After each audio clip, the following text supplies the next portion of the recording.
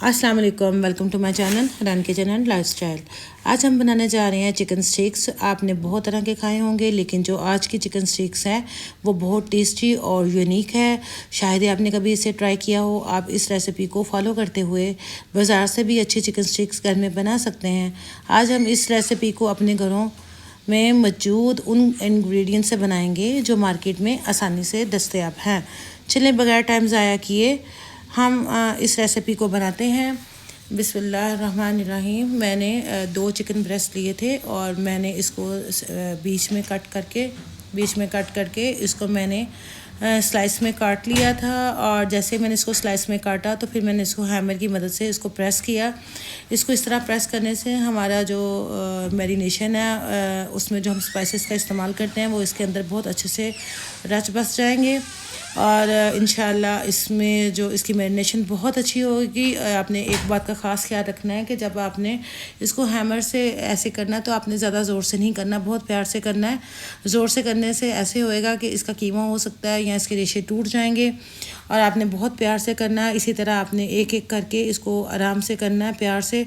और देखें, इसको इस तरह करने से इसके साइज़ में भी इसका साइज़ भी बड़ा हो जाएगा। और दूसरा ये है कि ये बहुत अच्छे एक बैलेंस हो जाएगा इसके मीट का। और जब इसको हम पकाएंगे तो ये बहुत अच्छा कुक होएगा।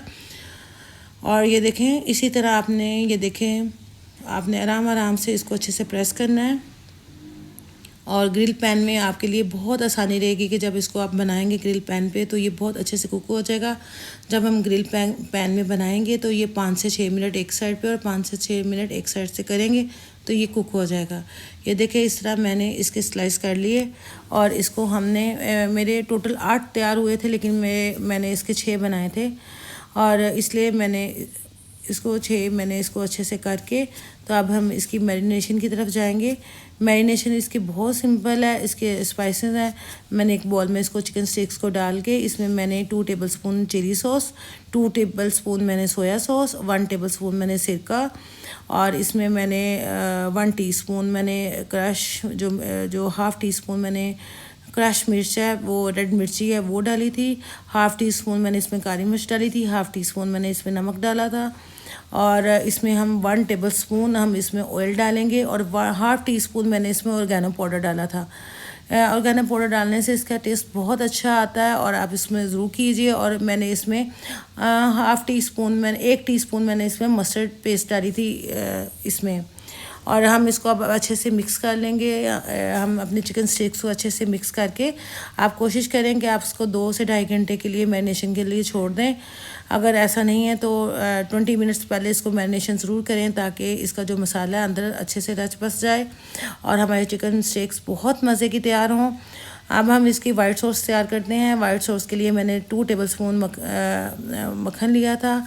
और हम इसको जैसे ही मेल्ट हो जाएगा तो हम इसमें 2 टेबलस्पून मैं इसमें मैदा डालूँगी। और हम इसको स्लो फ्लेम में अच्छे से इसको हम भून लेंगे ताकि इसका जो कच्चापन है मैदे का वो ख़त्म हो जाए। आप मैं अच्छे से इसको फ्राई करूँगी। और जैसे ही ये हो जाएगा तो हम इसमें दूध का इस्तेमाल करेंगे। ये देखें, थोड़ा थोड़ा करके आपने दूध डालना है ताकि इसके जो लंग्स हैं वो बिल्कुल ऐसा ख़त्म हो जाए, लंग्स इसके ना बन जाएं। और इसमें जो हमारा जो पेस्ट है वो अच्छे से स्मूथ से तैयार हो जाए। इसके लिए मैंने विस्क का इस्तेमाल किया था। और एक मैंने कनौर क्यूब डाली थी इसमें ताकि मेरे पास यखनी नहीं थी तो मैंने कहा चले मैं इसमें ये डाल लूँ। फिर मैंने इसमें ऑर्गेनो पाउडर 1/2 टीस्पून डाला था, नमक डाला था, काली मिर्च डाली थी इसमें मैंने।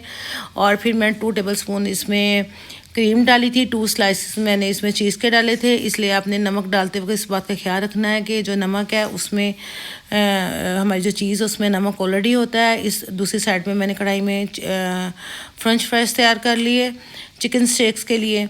इसी तरह आपने चीज़ें बना के साइड पे रखते जाना है ताकि जब हमारा चिकन स्टेक्स हम तैयार करें तो जब हम डिश आउट करें तो इसकी चीज़ें तैयार हों। ये देखें, इधर हमारे फ्रेंच फ्राइज़ जो हैं वो तैयार हो रहे हैं। दूसरी तरफ मैंने ग्रिल पैन लेके उसको मैंने अच्छे से ऑयल के साथ ग्रीस कर लिया इस तरह। और हम इसको अच्छे से इसको गर्म कर लेंगे। और जैसे ही हमारा जो ग्रिल पैन है वो गर्म हो जाएगा तो फिर हम इसमें अपने जो चिकन के स्लाइस है वो रख देंगे। और मैंने आपसे बताया था कि हम चिकन स्टेक्स जो हमने इतने अच्छे से इसको हैमर से हमने बीट किया था, तो 5 मिनट एक साइड पे और 5 मिनट एक साइड पे हम करेंगे तो इंशाल्लाह हमारा चिकन जो है वो तैयार हो जाएगा। और इस तरह हमारा जो चिकन स्टेक्स हैं वो देखें माशाल्लाह से अच्छे से तैयार हो गई हैं। अभी मैं आपको उसका कलर दिखाऊंगी। जैसे हमारी चिकन स्टेक्स तैयार हो जाएंगी तो पूरी तरह से ब्राउन हो जाएंगी। ये मैंने 5 मिनट से पहले जब साइड चेंज किया था तो अच्छे से ब्राउन नहीं हुई थी। ये देखें, अब ये देखें मैं आपको दिखाती हूँ। ये देखें कलर इसका लाइट कलर आ रहा है।